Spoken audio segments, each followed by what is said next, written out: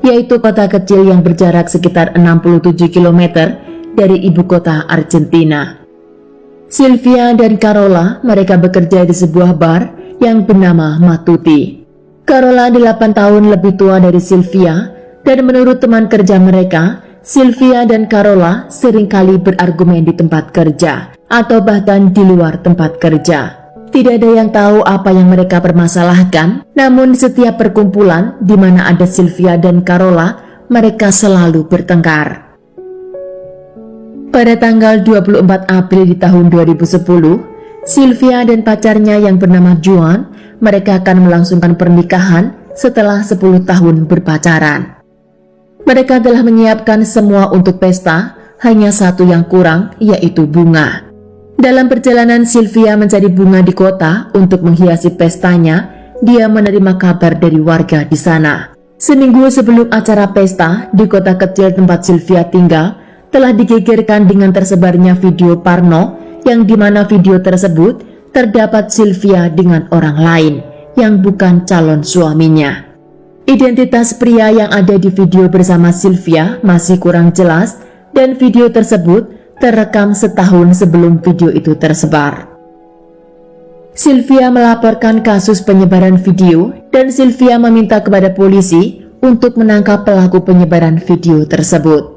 Sylvia mengakui jika video itu ada dalam handphonenya setahun yang lalu dan dia telah menghapusnya. Polisi langsung melakukan investigasi dan dugaan orang pertama yang melakukan penyebaran video tersebut adalah Carola. Carola beberapa bulan sebelum video itu tersebar, dia meminjam handphone Sylvia dan dari kartu memori Sylvia, dia mengopi video tersebut. Menurut teman-teman kerja mereka, Carola mengirimkan video yang berisikan Sylvia dengan seorang pria ke seluruh karyawan yang ada di bar. Setelah video itu tersebar di kalangan bar, juga di dalam internet, akhirnya seluruh kota Las Heras pun tahu dan dapat mengakses video tersebut dengan mudah. Sylvia masih tidak percaya jika sahabat dekatnya yang melakukan hal tersebut.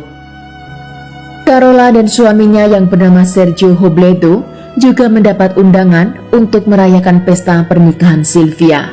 Polisi mendapat informasi di mana Carola mengatakan kepada teman kerjanya jika sebagian dari video itu belum dia upload dan akan dia putar di saat Sylvia masuk ke dalam gedung untuk bertemu dengan calon suaminya.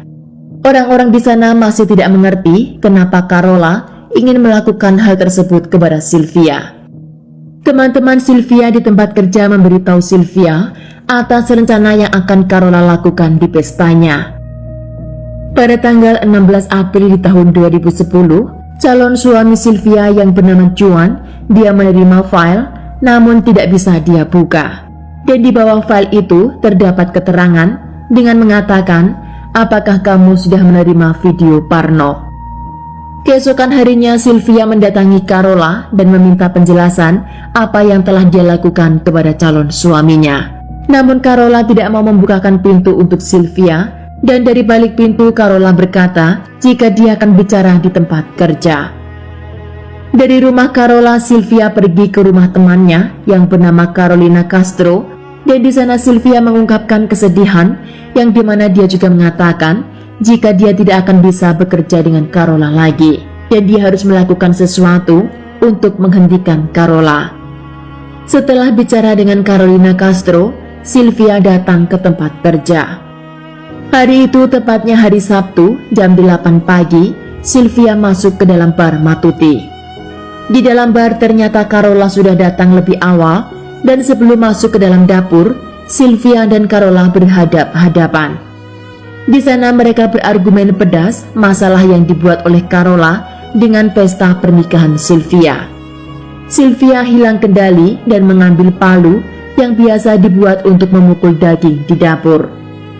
Dengan kemarahan yang terpendam, Sylvia memukulkan palu tersebut ke kepala Carola dengan sekuat tenaga. Karena teriakan Sylvia dan Carola mengundang banyak karyawan lain untuk menghentikan mereka.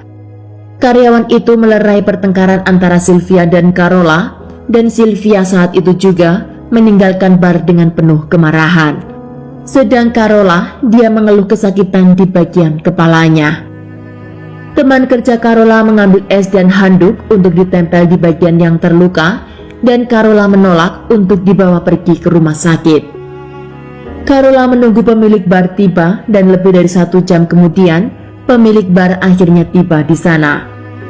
Bos Carola mengajaknya untuk pergi ke rumah sakit, namun Carola mengatakan hanya memintanya untuk diantarkan pulang. Setibanya di rumah, Carola dijaga oleh suaminya yang bernama Sergio, karena Carola juga menolak dibawa ke rumah sakit. Malam harinya, Sergio melihat bantal tidur istrinya tergenang dengan cairan merah, dan ternyata cairan merah itu keluar dari bagian kepala Carola. Sergio segera membawa istrinya ke rumah sakit dan telah ditangani oleh 3 rumah sakit yang berbeda. Carola juga telah menjalani operasi, namun karena luka itu terlalu dalam, Carola dinyatakan meninggal setelah 9 hari menjalani perawatan. Menurut dokter, jika saja dia langsung dibawa ke rumah sakit setelah pemukulan itu, kemungkinan besar Carola dapat diselamatkan. Calon suami Sylvia yang bernama Juan, dia tidak tahu apa yang terjadi di internet dan apa yang terjadi dengan calon istrinya. Dia sama sekali belum tahu kegembaran di kota itu tentang video porno yang diperankan oleh istrinya. Juan baru mengetahui hal itu ketika dia dipanggil oleh polisi setelah kematian Carola. Di ruang interogasi, Juan mengatakan jika Carola tidak pernah mengirimkan video atau SMS kepadanya yang menyinggung tentang video porno. Sylvia dipenjara setelah kematian Carola, dan pesta pernikahannya bersama dengan Juan akhirnya dibatalkan. Ternyata di dalam video porno yang tersebar ke publik itu, Sylvia sedang tidur bersama dengan suami Carola, yaitu Sergio.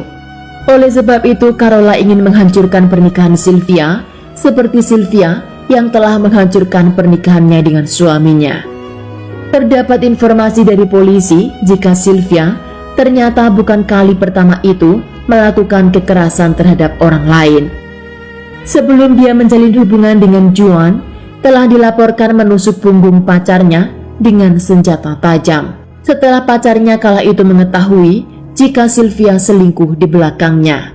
Sylvia masih menyangkal telah melakukan kekerasan kepada Carola, namun menurutnya dia memukul Carola karena aksi bela diri. Pernyataan Sylvia tersebut tidak dapat dibuktikan oleh penyidik, maka Sylvia dinyatakan bersalah. Di pengadilan, hakim menyatakan jika Sylvia bersalah atas pembunuhan terhadap Carola, namun dengan dakwaan tingkat rendah karena motif dari kejahatannya tersebut hanyalah pengkhianatan. Pada tanggal 24 Februari di tahun 2012, Sylvia Luna dijatuhi hukuman selama 10 tahun penjara. Setahun kemudian, Sylvia mendapat keringanan hukuman menjadi 3 tahun penjara karena menurut hakim, Sylvia melakukan kejahatan tersebut karena emosional yang tidak terkontrol. Di bulan Juli di tahun 2013, Sylvia akhirnya dibebaskan. Setelah bebas dari penjara, Sylvia tidak mau tinggal di kota Las Heras, dan Sylvia juga tidak mau berbicara dengan mantan kekasihnya, yaitu Juan, dan dia memilih untuk pindah ke kota kelahiran orang tuanya di wilayah Monte Grande. Sylvia saat di penjara, dia mengenal seorang pria yang bernama Leandro, kala itu dia berusia 46 tahun. Leandro mendapat hukuman penjara selama 10 tahun karena aksi pencurian dan juga penggunaan senjata api. Sylvia yang keluar terlebih dahulu, dia sering mengunjungi Leandro di tahanan, dan pada tahun 2017 akhirnya Leandro dibebaskan. Setelah bebas, mereka tinggal bersama hingga memiliki 1 orang anak. Di sana Sylvia mengikuti kursus sebagai suster dan akhirnya dia bekerja di sebuah rumah sakit. Media berusaha menghubungi Sergio, yaitu suami Carola, untuk meminta penjelasan tentang apa yang telah dia lakukan dengan Sylvia, hingga masalah itu merenggut nyawa istrinya. Sergio mengatakan jika demi kesejahteraan anaknya dan juga keluarga Carola dan keluarganya, dia akan menyimpan informasi tersebut untuk dirinya sendiri. Sergio juga meminta kepada media agar berhenti mengungkit yang telah terjadi. Anak Carola saat kejadian dia telah berusia belasan tahun dan anak itu